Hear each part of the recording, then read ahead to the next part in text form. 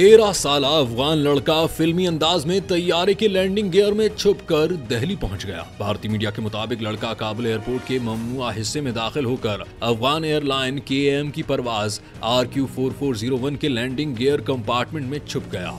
2 घंटे की परवाज के बाद जब तैयारा दिल्ली पहुंचा तो अमले ने उसे तैयारे के करीब घूमते देखा और फौरन सिक्योरिटी को इत्तला दी। इब्तिदाई तहकीकात में मालूम हुआ कि लड़का शुमाली अफगानिस्तान के शहर कंदोज का रिहायशी है और उसने ये कदम महज तजस्सुस में उठाया। हुक्काम के मुताबिक लैंडिंग गियर का ये हिस्सा इंतहाई खतरनाक होता है, जहां ऑक्सीजन की कमी और शदीद सर्दी इंसानी जान के लिए मोहलिक साबित हो सकती है। लड़के को CISF के हवाले करके पूछगिछ के बाद उसी एयरलाइन के जरिए वापस अफगानिस्तान भेज दिया गया। सिक्योरिटी टीम को इस हिस्से से एक सुर्ख स्पीकर भी मिला है जो लड़के का जाती सामान था।